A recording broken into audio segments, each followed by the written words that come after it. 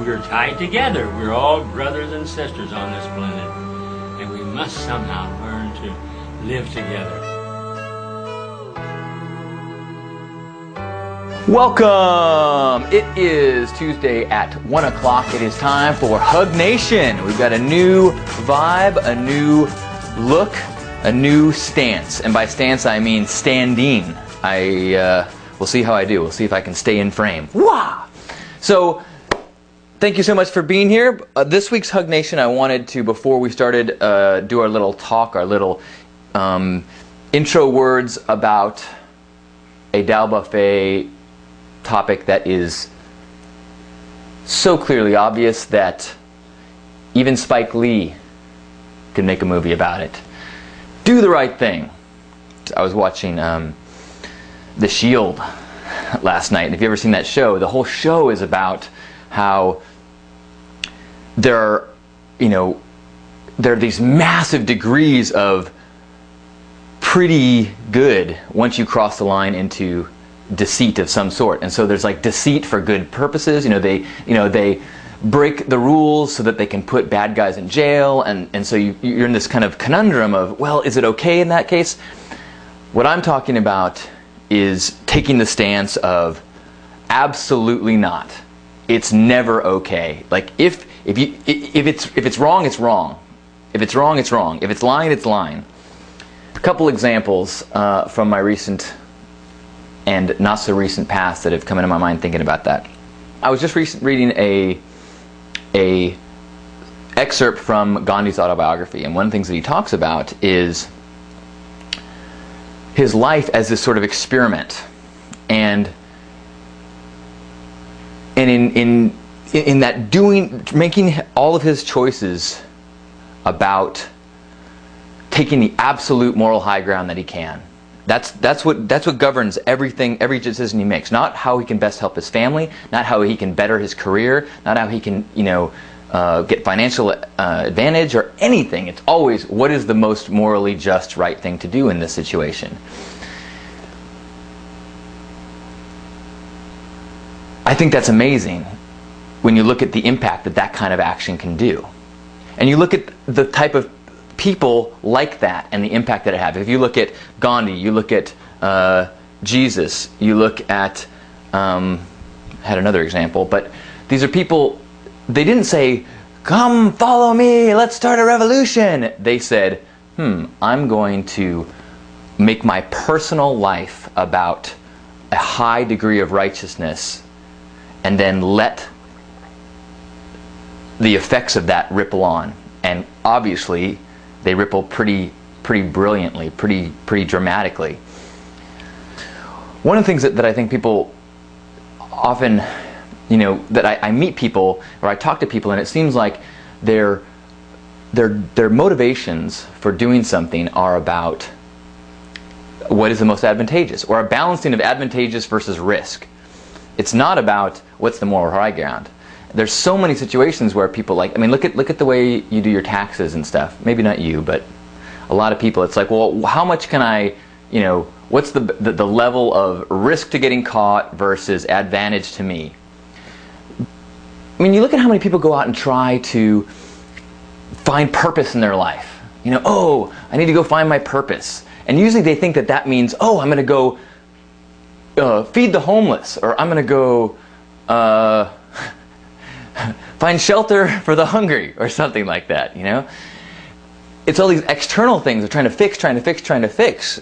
What I'm suggesting here is that the most revolutionary thing that you can do, and if you look at the people who made massive revolutions in our culture and our world, is to simply live righteously. I am not saying that as someone who does that. I'm saying that as someone who works towards that.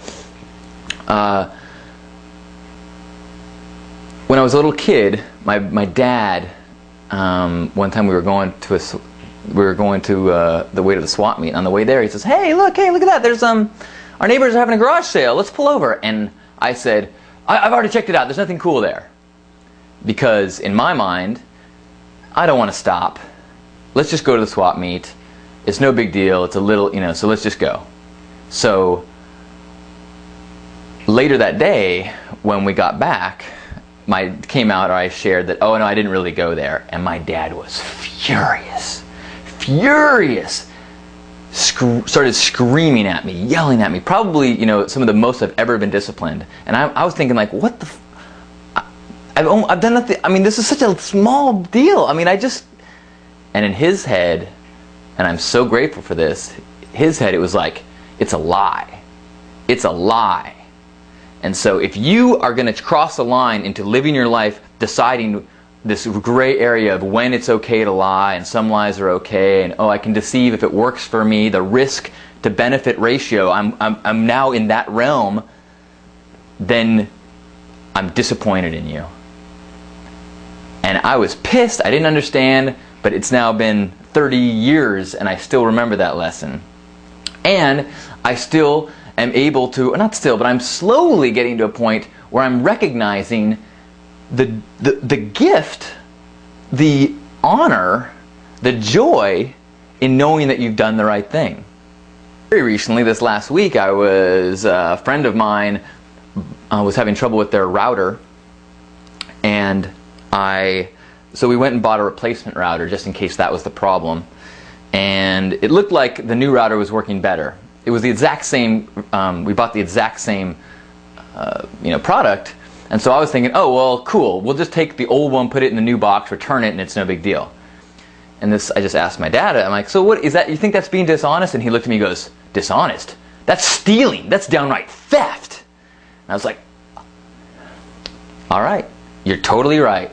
You're totally right. If you either live on this side of the line, you either live on the righteousness, you either live on the side of what would Jesus do, or you live on the side of finagling, risk, reward, risk, reward, risk, reward. How can I, I actually heard in Venice the other day, I heard this dad talking to his kid. I don't know what happened before or after, but he was like grabbing it, he was like pulling him, and he was all angry, and he said, you don't let them screw you. You screw them before they screw you.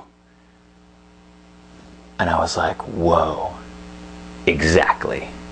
That's exactly the attitude that creates this culture where we play this, I'm going to get mine before someone takes it from me.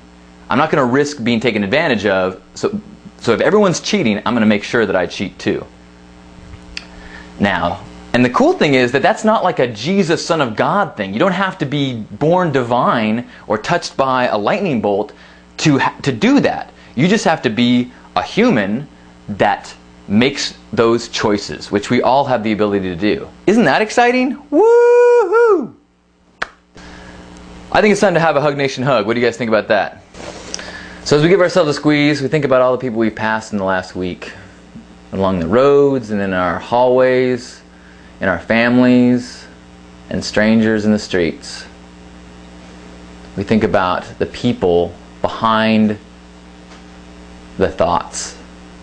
And we, as a Hug Nation army, work hard to demonstrate that so that the ripples of our loving actions can give permission to more people, So instead of people saying, you screw them before they screw you, we start hearing parents saying, no, you love them. You love them until they love you. So let's give ourselves a squeeze.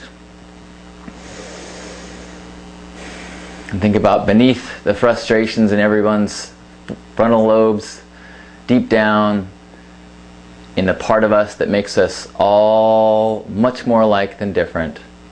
We know that those people would rather hug us than hurt us. So let's just sit in a moment of connection with that massive human family.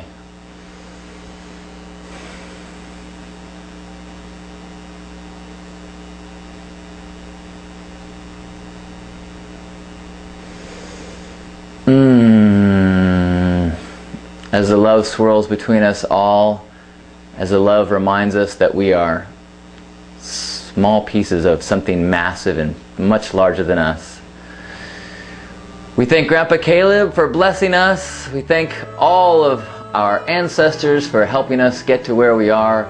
We thank all the love that fuels us in our life. We hope that the love that swirls around us right now powers us, fills us, and then becomes a gift that we can share with all we meet, with our smiles and with our eyes. May that love flow on your path this week. Happy Hug Nation.